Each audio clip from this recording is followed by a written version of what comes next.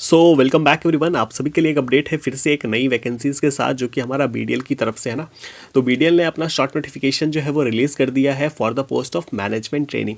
इसकी रिक्रूटमेंट हर साल आती है और इस साल भी आई है। और यहाँ पे चीज़ें देख सकते हैं। सबसे पहले हम लोग बात करेंगे कि इसका एप्लीकेशन कब से स्टार्ट हो रहा है।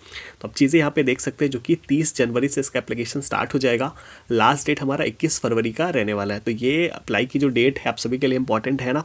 कौन कौन सी ब्रांचेस के लिए ये रिक्रूटमेंट है, तो आप यहाँ पे चीज़ें देख सकते हैं। इलेक्ट्रॉनिक्स है जिसकी सीटें 15 है, मैकेनिकल की बात करें तो 10 है, इलेक्ट्रिकल की 4 है, कंप्यूटर साइंस की 2 है, साइबर सिक्योरिटी की 2 है, केमिकल का 1 है, सिविल की 2 सीटें हैं, है ना। उसके बाद नॉन इंजीनियरिंग पोस्ट भी है, जैसे मैनेजमेंट में हमारा बिजनेस डेवलपमेंट की 2 सीटें हैं, पब्लिक रिलेशन है, फाइनेंस है, एचआर है और ऑफिशियल लैंग्वेज है। तो इस तरीके से वैकेंसी का डिस्ट्रीब्यूशन है। और भी चीज़ें हैं यहाँ पे आप देख सकते हैं।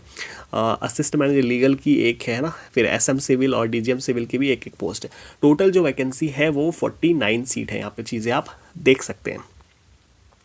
यहाँ पे जो चीज़ें हैं, यहाँ पे इन्होंने ये बताया है कि जो सीरियल नंबर जो हमारा मैनेजमेंट ट्रेनिंग इलेक्ट्रॉनिक्स है, मैकेनिकल है और फाइनेंस है, इसमें एक वैकेंसी जो है वो हमारा पीडब्ल्यूडी कैटेगरी के लिए ना, डीक्यू कैंडिडेट्स के लिए जो है वो रिजर्व्ड है। इसी तरीके से एचआर में भी एक वैकेंसी जो है वो डीक्यू के लिए हमारा रिजर्व्ड है। उसके बाद अगर हम लोग बात करें एज लिमिट का, है ना, तो एज लिमिट आप यहाँ पे देख सकते हैं कि इन्होंने जो मैक्सिमम एज लिमिट बताया वो 27 ईयर का बताया। आप यहाँ पे देख सकते हैं ना। तो अपर एज लिमिट जो है यहाँ पे भी 27 ईयर है। तो ये आप देख सकते हैं पीएसयू में जो एज लिमिट जो है वो कहीं ना कहीं काफ़ी कम है। इसको कम से कम 28 होना चाहिए था। इन्होंने 27 एज लिमिट जो है वो बताया यहाँ पे। उसके बाद हम लोग बात करते हैं सैलरी की। तो सैलरी आप देख सकते हैं 40,000 से 1,40,000 के बीच इन्होंने सैलरी बताया। या सीटीसी की बात करें तो आप सीटीसी देख सकते हैं, जो कि 15.91 लाख का सीटीसी है ना।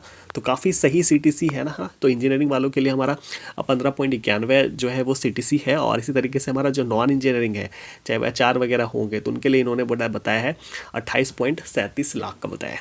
तो काफ़ी सही है नॉन इंजीनियरिंग वालों के लिए, है ना। उसके बाद जो चीज़ें हैं वो हमारा है कि एज रिलैक्सेशंस के बारे में इन्होंने चीज़ें बताई है ना, जो कि हमारा SC/ST को जो है वो 5 साल का एज रिलैक्सेशन और OBC वालों को 3 साल का एज रिलैक्सेशन मिलने वाला है। उसके बाद इन्होंने क्वालिफिकेशंस के बारे में बताया है कि आपका जो भी क्वालिफिकेशन है वो UGC या ACTC जो है वो अप्रूव होना चाहिए। अगर आपने डिप्लोमा के बाद इंजीनियरिंग करा है तो भी आप जो भी इसको फॉर्म को भर सकते हैं। आप इन्होंने क्लियरली इस पॉइंट में मेंशन करके बताया है ना। तो इस चीज़ को भी आप देखेंगे यहाँ पे। उसके बाद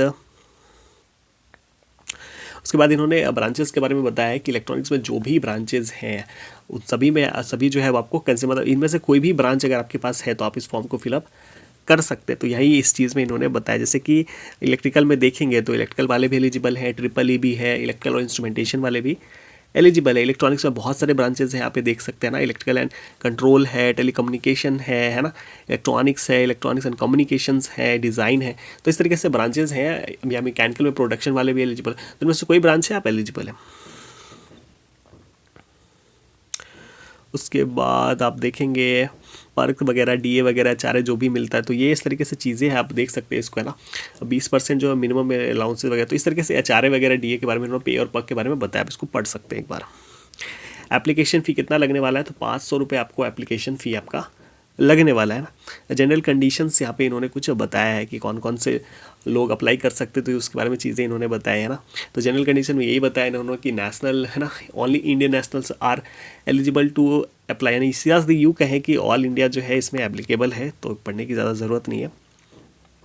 कौन कौन से डॉक्यूमेंट वगैरह लगने वाले, तो आप यहाँ पे चीज़ें देख सकते हैं कौन कौन सा डॉक्यूमेंट लगने वाला है। तो इन्होंने SC/ST जो भी आपका कैटेगरी वाला जो सर्टिफिकेट है वो मैंडेटरी है लगेगा। अगर आप जम्मू कश्मीर से बिलोंग करते हैं तो डोमिसाइल सर्टिफिकेट आपको मैंडेटरी है लगेगा। क्वालिफिकेशंस का जो भी, चाहे 10th 12th डिप्लोमा, जो जिसका भी सर्टिफिकेट है वो आपका लगने वाला है। तो लास्ट में इन्होंने वही एप्लीकेशंस का डेट बताया है। और उसके बाद जो चीज़ें कुछ और इन्होंने बताया क्या, आप यहाँ पे चीज़ें देख सकते हैं। आपका जो एग्ज़ाम का जो डेट है यहाँ पे इन्होंने बोला है कि आपका जो CBT बेस्ड का जो एग्ज़ाम होगा वो मार्च में होगा। तो ये आपका एग्ज़ाम होगा है ना, तो सीबीटी का जो एग्ज़ाम हो, जो आपका सीबीटी एग्ज़ाम होगा वो मार्च में जो है वो इन्होंने बोला है। तो ये मोटा मोटी मान के चले कि आपके पास ज़्यादा टाइम है नहीं, जनवरी ऑलमोस्ट ख़त्म ही है, फरवरी में आपका गेट होगा, उसके बाद जो है वो ज़्यादा 1 महीने आपके पास समय बचेगा इसके लिए। तो इस तरीके से चीज़ें रहने वाली है आपके आप लोगों के लिए ना, तो बीडीएल का इस तरीके से चीज़ें आपका रहने वाला है।